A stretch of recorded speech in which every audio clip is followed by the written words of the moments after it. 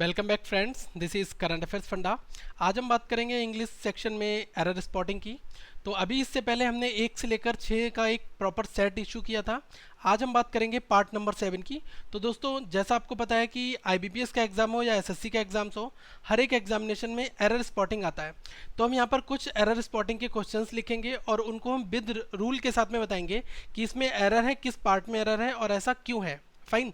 तो आप इनको ध्यानपूर्वक देखें और साथ में जो जो हम रूल बताएं वो आप नोट कर लें। तो यहाँ पर बेसिकली 10 क्वेश्चंस हैं। तो आप ये मान के चलेगा यहाँ पर कम से कम आपको 7 से 8 रूल तो आपको मिलेंगे ही मिलेंगे, जो आपके हर एक एग्जाम्स में जो क्वेश्चंस आते हैं। अगर ऐसा कोई क्वेश्चंस कहाँ पर मिल जाता है तब आप आसानी से उस क्वेश्चंस को बना सकते हैं। ओके, तो दोस्तों इस वीडियो को लाइक करें और इस चैनल को आप सब्सक्राइब कर लें ताकि आप तक रेगुलर अपडेट्स आते रहें। और आप वीडियो को लाइक करें, अपने डाउट्स कोई भी हो तो कमेंट करके पूछ सकते हैं। और साथ में इस वीडियो को शेयर करें ताकि जो लोग कोचिंग अफोर्ड नहीं कर सकते उन तक भी ये वीडियोस पहुंच सके। तो पहले क्वेश्चन की ओर हम मूव करते हैं। इसमें कहा गया है, अभी इस सेट को करने से पहले हमने कुछ सुपरफ्लस वर्ड्स किए थे। तो मैंने कहा था कि मैं कुछ ऐसे वर्ड्स के ऊपर भी वीडियोस आप तक लाऊंगा कि आप एरर स्पॉटिंग अच्छे से समझ सके। तो इसमें कहा गया है कि the passing marks in this paper are 33 but you have got just 30, no error. तो क्या होता है, एक कोई सेंटेंस होता है जिसमें 5 पार्ट होते हैं, एरर आपको बतानी होती है किस पार्ट में। तो मैंने आपको पहले बताया था, जब हम कभी पासिंग मार्क्स को यूज़ करते हैं तो ये हमारा करेक्ट नहीं होता है। पासिंग मार्क्स करेक्ट नहीं होता है, क्या होता है, पास मार्क्स होता है हमारा। तो इन तरीके के रूल्स को हमें समझने की ज़रूरत है।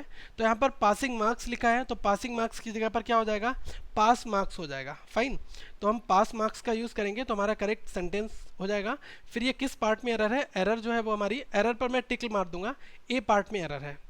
नेक्स्ट की बात की जाए तो इसमें कहा गया है, many peoples of this department are working as a teachers in different public schools of the city, no error. तो आपको इस सेंटेंस में कोई एरर बतानी है। देखिए पहले क्या लिखा हुआ है, many peoples of this department. तो यहाँ पर दोस्तों पीपल्स का यूज़ ऑड लग रहा है। ऑड इस सेंस में है कि हमें इस पीपल्स का यूज़ नहीं करना। या तो आप करो पीपल टीचर का यूज़ कर लो। यहाँ पर many people teacher of this department are working as a teachers in different public schools. देखिए पीपल का मतलब क्या होता है, शिष्य या विद्यार्थी के सेंस में यूज़ होता है। तो यहाँ पर हमें सबसे बेस्ट वर्ड कौन सा होगा, स्टूडेंट्स का आप यूज़ करिए।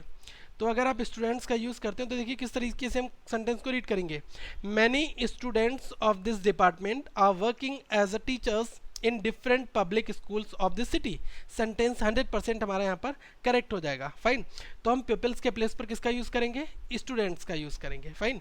तो हमारे किस पार्ट में एरर है, ये एरर है हमारी पार्ट ए में। ओके,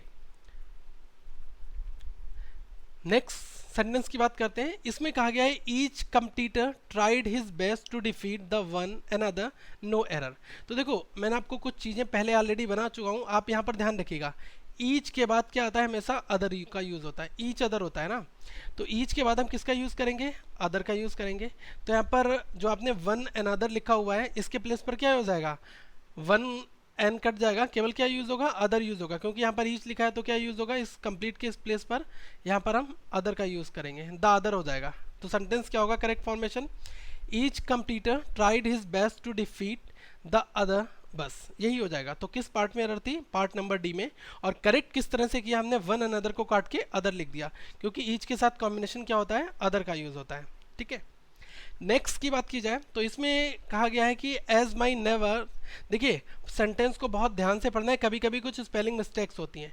तो देखिए नेवरर्स, नेवरर्स कोई वर्ड तो नहीं होता है, नेवर होता है। ठीक है। तो हमें नेवर, नेवरर्स को कट कर देना है और इसकी करेक्ट स्पेलिंग मैं यहाँ पर नोट डाउन कर रहा हूँ, NEIGHBOURS। फाइन। इसका मतलब क्या होता है, पड़ोसी जो आपके पड़ोस में रहते हैं। तो हो जाएगा, as my neighbours are very cooperative I do not feel any difficulty, no error. कभी कभी क्या होता है, कभी छोटी माइनर सी मिस्टेक्स स्पेलिंग में कर जाती है और हम कंफ्यूज जाते हैं। तो यहाँ पर स्पेलिंग मिस्टेक समथिंग भी कुछ आ सकता है। ओके। नेक्स्ट सेंटेंस की बात की जाए तो इसमें कहा गया है कि he ran so fastly, he ran as fastly as he could to win the race but ultimately he lost, no error. तो देखो मैं यहाँ पर कुछ चीज़ें आपको बताना जा रहा हूँ। फास्टली का यूज़ हम यहाँ पर नहीं करेंगे, फास्टली के प्लेस पर हम क्या यूज़ करेंगे, फास्ट का यूज़ करेंगे। तो यहाँ पर करेक्ट फॉर्म क्या यूज़ होगी, फास्ट। अब मैं कुछ चीज़ें आपको यूज़ करके बता रहा हूँ किस तरह से हम यूज़ करते हैं। देखो हमें यहाँ पर क्या समझना है कि हम किसी भी एडजेक्टिव में एल वाई जोड़कर एडवर्ब बनाते हैं। ओके, यही तो हम करते हैं ना। तो अगर एक वर्ड लिखा है केयरफुल, तो हम इसमें एल वाई जोड़ेंगे तो क्या बन जाएगा, केयरफुली बन जाएगा। ये हमारा एडजेक्टिव से एडवर्ब बनाने का तरीका होता है। ओके, तो फास्ट क्या है, फास्ट एक एडजेक्टिव है। ओके, और ये साथ में एडवर्ब भी है दोस्तों। फास्ट जो है एडजेक्टिव भी है और एडवर्ब भी है। अब मैं इसको बताऊंगा किस तरह से आपको एडजेक्टिव में यूज़ करना है और किस तरीके से आपको एडवर्ब में यूज़ करना है। देखो, सबसे पहली चीज़, अगर मैं इसको एज अ एडजेक्टिव यूज़ करता हूँ तो आपने एक सेंटेंस सुना होगा, मैं बोलता हूँ she is a fast runner. Okay, तो यहाँ पर जो ये फास्ट का यूज़ हो रहा है ये क्या है, ये एडजेक्टिव है। ऐसा क्यों, क्योंकि ये रनर जो नाउन है इसकी विशेषता बताता है। ओके, अब सेकेंड सेंटेंस में यहाँ पर लिखने जा रहा हूँ जिसमें मैं फास्ट को एज अ एडवर्ब के रूप में दिखाऊंगा जो किसी वर्ब के बारे में आपको बताएगा। तो मैंने कह दिया सी रन्स फास्ट। तो रन क्या है, यहाँ पर वर्ब है और इस वर्ब के बारे में कौन बता रहा है, ये एडवर्ब बता रहा है। ओके, तो यहाँ पर हमें देखना है कि फास्ट का यूज़ किस तरह से हो रहा है, एडवर्ब के तौर पर हो रहा है या एडजेक्टिव के तौर पर हो रहा है। तो यहाँ पर वर्ब ऑलरेडी लगी हुई है, तो यहाँ पर क्या हो जाएगा, एज फास्ट हो जाएगा यहाँ पर। ओके, तो इन चीज़ों का हमें बेसिकली बहुत ज़्यादा ध्यान रखना है। फाइन, तो क्योंकि इस तरीके की सेंटेंस हमें कई बार एग्जाम्स में मिलते रहते हैं, तो हमें इन चीज़ों का जब हम ध्यान रखेंगे तो हम आसानी से क्वेश्चंस को सॉल्व कर सकते हैं। नेक्स्ट सेंटेंस की बात की जाए दोस्तों, इसमें कहा गया है कि both of them have not turned up in this code, no error. तो दोस्तों इस सेंटेंस में कोई भी एरर नहीं है, ये कंप्लीटली करेक्ट है। फाइन, नंबर 7 की बात करते हैं। इस तरीके के सेंटेंस देखिए बहुत बार एग्जाम्स में मिलते हैं और हम बहुत माइनर सी मिस्टेक करते हैं। इसमें कहा गया है कि he put his sign at the foot of the letter and posted it without delay, no error. तो दोस्तों एरर कहाँ पर है, एरर है इस साइन की जगह पर। ऐसा क्यों मैंने कहा, क्योंकि हमें इस साइन के प्लेस पर क्या यूज़ करना है, सिग्नेचर का यूज़ करना है। क्योंकि यहाँ पर क्या आएगा, नाउन का यूज़ होगा। ऐसा क्यों, क्योंकि साइन का मतलब क्या होता है, जब हम किसी चीज़ पर साइन करते हैं तो भाई तभी तो हम इस वर्ड का साइन का यूज़ करते हैं। सिग्नेचर का भी मीनिंग सेम होता है, लेकिन यहाँ पर क्या है, वर्ब लगी है, वर्ब के बाद क्या आता है आपका, नाउन आता है। तो ही पुट हिज सिग्नेचर होगा, ही पुट हिज साइन नहीं होगा। लेकिन फिर हम साइन का यूज़ किस तरह से करेंगे, जैसे मैंने कह दिया कि सी साइन द लेटर, मैंने यहाँ पर ये कर दिया। तो देखो ये जो साइन का यूज़ हुआ है ये वर्ब के सेंस में हुआ है, लेकिन मुझे यहाँ पर इस वर्ब के बाद में यूज़ करना है, तब मैं नाउन को यूज़ करूँगा ना। तो he put his signature at the foot of letter, ठीक है। तो किस पार्ट में एरर थी, पार्ट नंबर ए में एरर थी। और सिग्नेचर करना है तो डायरेक्ट आप he put his signature to the letter, ये सेंटेंस भी अपने आप में करेक्ट है और इसी फॉर्मेट में हमने इस सेंटेंस को करेक्ट किया है। ओके, नेक्स्ट सेंटेंस की बात की जाए तो इसमें कहा गया है the officer asked me to talk to the concerned clerk for any difficulty in the payment. Okay, तो इस सेंटेंस को आप एक बार ध्यान से फिर से पढ़ें। The officer asked me to talk to the clerk concerned for any difficulty in this payment. तो यहाँ पर क्या होगा, पहले यूज होगा क्लर्क, उसके बाद में कंसर्न्ड का यूज होगा। ओके, तो ये हमारा करेक्ट फॉर्मेशन होगा। तो हम इस तरीके से ही इस फ्रेज को यहाँ पर यूज करने वाले हैं। ओके, क्योंकि हमें संबंधित क्लर्क से बात करना है ना, तो क्लर्क कंसर्न यहाँ पर ज़्यादा बेस्ट है, यही हमारा यूज़ होगा। नेक्स्ट सेंटेंस की बात की जाए तो इसमें कहा गया है कि he was very friendly enough to help me when I was in distress, no error. तो 9th सेंटेंस में कहा गया है कि he was very friendly enough to help me when I was distress, no error. तो दोस्तों आप देखो वेरी फ्रेंडली इनफ, मैं यहाँ पर एक आपको स्ट्रक्चर बताना चाहूँगा। स्ट्रक्चर होता है हमारा positive degree plus adjective plus enough. Okay, ये हमारा करेक्ट फॉर्मेशन होता है। तो यहाँ पर बेरी का यूज जो हो रहा है ये क्या है, बेरी का यूज हो रहा है, ये यहाँ पर सुपरफ्लस है, तो हम यहाँ पर इसका यूज़ नहीं करेंगे। तो किस पार्ट में एरर है, बी पार्ट में एरर है।